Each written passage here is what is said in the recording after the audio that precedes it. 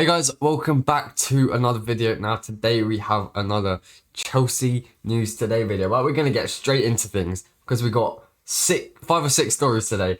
And the first one is an incredible one. Chelsea have already reached an agreement to sign Fenerbahce star Attila Szalai. Now, I would pay you about £25,000 if you had ever heard of this guy.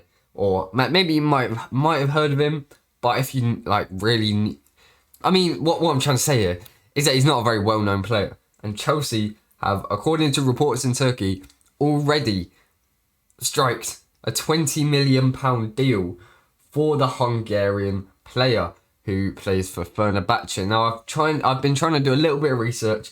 I don't know loads and loads about him, but what I've managed to gather is a little bit interesting. Now, apparently he signed a 4.5-year deal when he arrived in Istanbul, which runs through until 2025. So he only joined halfway through 2020 or during 2020. So he's not been there too long.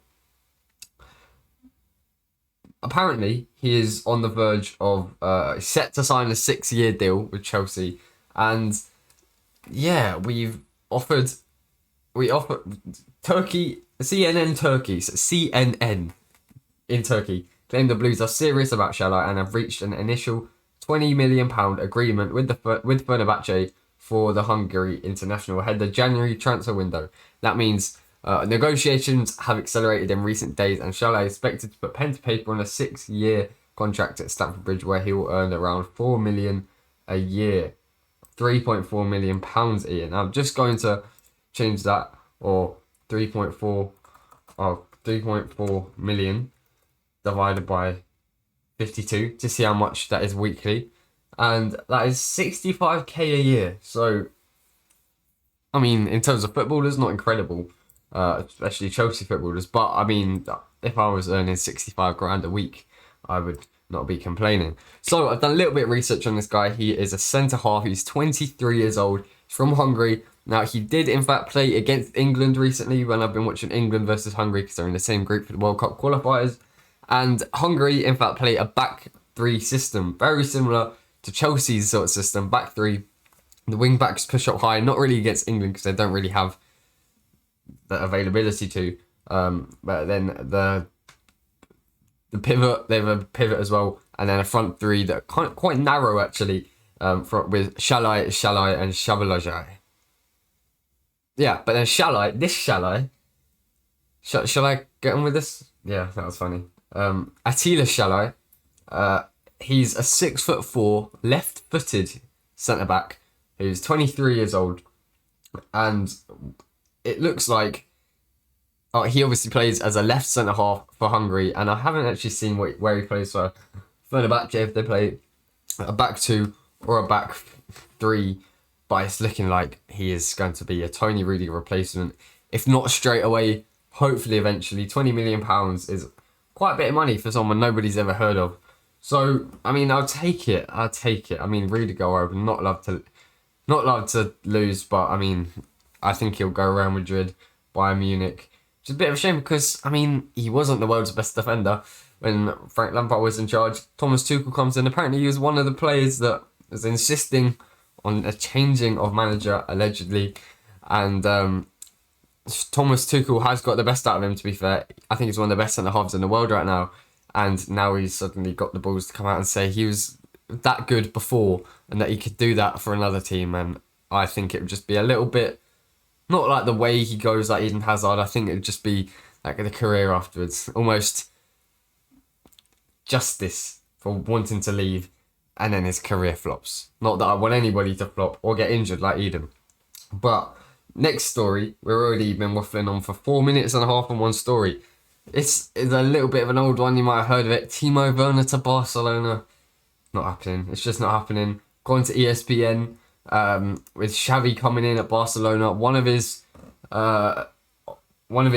options and one of his targets in the January transfer window is to land Timo Werner on a loan move. It's just not going to happen. He's out injured right now. He's just not going to happen. So we won't spend too much time talking about that one. Next one, Chelsea are watching Lorenzo Insigne's situation with Napoli. Now, this story is currently not loading on my PC, which is what you want, but I know what it's going to say. Basically, Insigne is out of contract at the end of the summer. There are a few clubs monitoring his situation as he had a great Euros, and he is a quality player overall. He might be 5'4", but he is a quality player. I don't know if he'd suit the Premier League down to the ground, but if we were to get him on a free, I think that would be a good bit of business. And I did see, was it Toronto Rapids were interested in him? I don't know. He's a quality player, doing well for Napoli right now, who are also flying high in Serie A. And, I mean, getting Lorenzo Insigne on a free would be lovely. Next, Hakim Ziyech is apparently wanted by Borussia Dortmund in Germany in January. And he is eager to leave, according to reports. So, obviously, Hakim Ziyech hasn't played or lived up to the standard as we were expecting of him. He came in for £34.2 million from Ajax back in the it must have been like March. We agreed it and then got him in the summer of 2020. And yeah, he's not really lived. It's been a bit disappointing from him. Werner, a bit disappointing in his finishing, but overall play, it's been a joy to watch. But Ziyech, yeah, he did do well at the start of Lampard's reign, or start of Lampard's second season reign, but since then he keeps getting injured. I don't think the Premier League's the one for him, you know. And it's looking that Dortmund are looking for a new winger this winter and have their sights on pursuing a loan deal for the former Ajax man. And I can see this happening. Hudson Odoi almost got a loan move to Borussia Dortmund in the summer. Maybe just a 6-month loan deal running through until the summer for Ziyech to maybe get a little bit more out of him. And then Chelsea can maybe sell him in the summer for maybe 25-30 mil and then recoup most of that money that we spent on him, 34 million. If we sell him for 25-30, I think that'd be a decent bit of business. And he's getting injured too much for my liking. And he's just not really suited to the Premier League, personally. Now, penultimately, Jorginho's agent has once again talked to the media about nonsense, but this time it is a little bit more interesting nonsense that I want to talk about and mention. And so, he was speaking to Sports Witness. Actually, how long ago was it? I don't know. But he was talking to Sports Witness, and he was asked, will Jorginho return to Napoli one day? And he said, never say never, because the market is very dynamic. Marina Granovskaya, however, has already let us know that she wants to renew his contract, so we'll see what happens.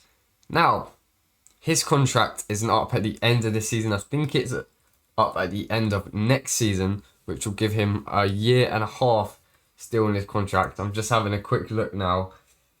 And, I mean, right now, how old is he? He's 29. He'll be 30 in... Jesus. God, that's an ad. I don't know if you even heard that, but I thought, you might have just seen a panic attack on my face on camera. We'll roll with it, though. I thought my PC was getting some attack. I don't know. God, Jesus. There's music from an advert.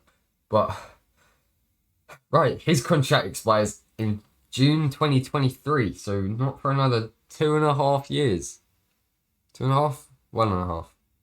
Yeah, 1.5 years. Yes, 1.5 years. He is 29. He was born in December 20th, actually, so quite close to Christmas. He will be 30 in a month's time. But Marina said that she wants to extend his contract past 2023. So in a year and a half, he will be, in fact, 31 and a half. Is he going to be the same player? I mean, he's not going to get any faster, is he? I just thought it'd be interesting to speak about and mention because he's a good player, Jorginho. But do I want him for another an extension past the 1.5 years? He's still got, I don't know, because he's a quality player. He's obviously in Ballon d'Or mentions, but to be honest, I'm not really part of that. But anyway, last story. This is the one that I've been talking about in the real world. Lampard going back into management. Norwich, they're without a manager, and all I've been saying is no, he will not go back into management anytime soon, especially not to Norwich. I mean, it's just not the right move for him, for sure. I didn't think it was, and I think Chelsea, that was his big move.